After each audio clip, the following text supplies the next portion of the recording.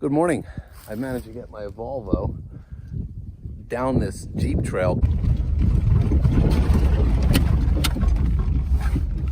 It's frozen. It's kind of cool, bouncing everywhere, but it made it. So today I think I'm going to pull the engine out of this Toyota truck right here, which will prove to be fun, I'm sure, because it's an engine and a truck in the woods. It has been sitting outside. Unfortunately, it didn't have a hood or a body for probably 10 years. So the motor's just been getting wet. I don't think water got in it, and I did turn it over and it turned over. So that's my candidate engine. I believe this truck here is going to be my candidate rear axle, maybe transmission, if the red truck over there's transmission did not fill with water. And this old truck here is my candidate for the front solid axle. And that looks like an 85 axle. The problem I'm faced with, though, how I'm gonna get the engine out of it, because it's gotta obviously be lifted up and out. These are those annoying challenges you're faced with when you're doing this kind of work. Well, that's funny. That's Bindy's rope, a pull toy. I had her here and I forgot it was here. She'll be happy that I found that. Thinking I could pull everything today, wait for tonight to when it gets cold again, come here early in the morning and literally ice road trucker across the frozen tundra here with the flatbed truck, which is like 6 inches off the ground, and then back up over here and use the crane that's on that truck to get everything. Oh boy, that's a lot of figuring, isn't it? So it begins, the collection of parts.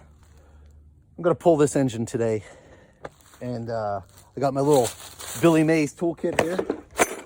I taxed it from my dad because he was, all my stuff's at home and I wasn't gonna do it, but now I am, so I don't know how far I'm gonna get. I mean, it's like literally a bucket of crap. So here we are removing the engine out of the 1989 through 1995, I don't know what year it is, Toyota four-wheel drive truck. And I'm thinking to myself as I'm out here in the cold, putting on these gloves that have seen better days, working with my Billy Mays toolkit here, because I don't have anything with me, how much I love doing this, how much I enjoy the build, how much I enjoy the challenge of it.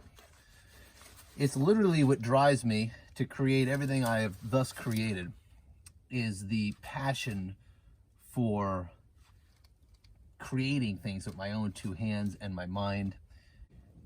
This is so fulfilling. Now, I know to most people, it looks like literally a pile of garbage, because technically, currently, that's exactly what it is. But when you could see what it is and what you're going to make out of it, it's just super fulfilling. And what's really fulfilling is when you accomplish that project.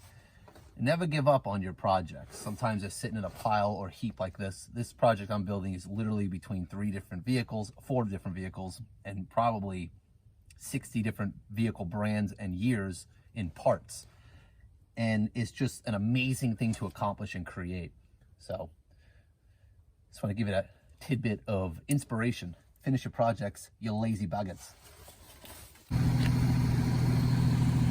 It's a joint effort to get these parts out of the woods. We got the flatbed truck with the crane that we need to get the pieces, but it's got to cross the tundra. So we'll bring in the support vehicle. I got to get this truck, which is not very high, all the way through this field, which I believe the ground was frozen this morning. It's still okay. Well, let's give it a try.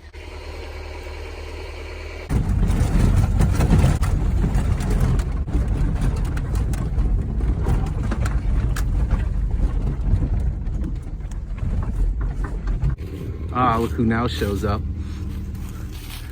Man, that's low. A little bit of fancy clutch work and we are in position. Check this out. I'm gonna get some gloves at a back of Fancy here to help pull this motor. Look what I found. Leftover treasure from the overland trip. Unopened Cheez-It with cheddar. Oh, that's a win. Oh, that's a win. Look at them. Look at them. Oh, I'm so hungry too. This is perfect.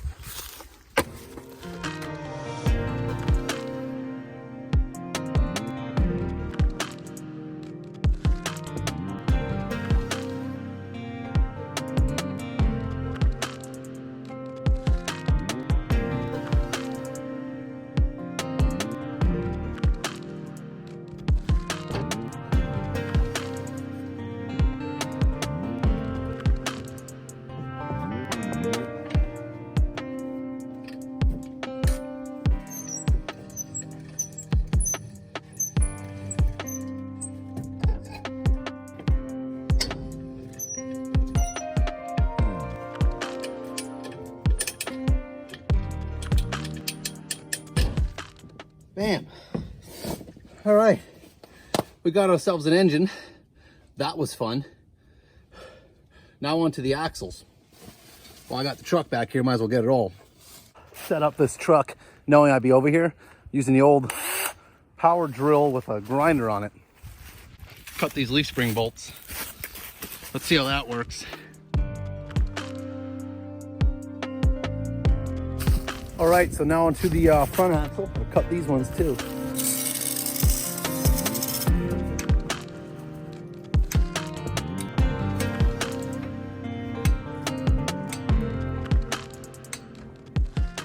There's not much that makes me nervous, but these high lift jacks, they make me nervous.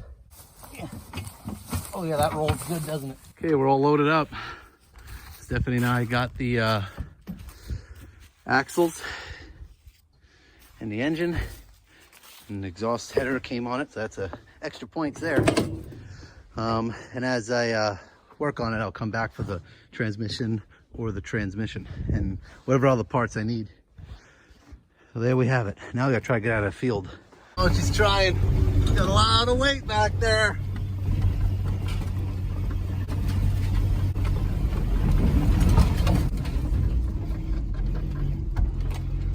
Oh, I love this little thing. All right, didn't even need a Jeep.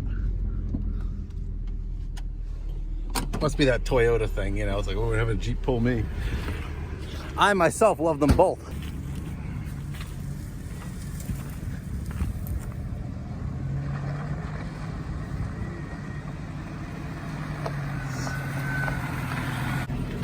Thank you. What's that? I said I took the wrong trail. No, you were fine. I just went for the high ground. I know where it is. I got stuck there enough. Thank you, Steph. You're welcome. All right, I'll see you later. All right, I might take your Jeep to TJ Maxx. Get ahead. You guys didn't help me, huh? Huh?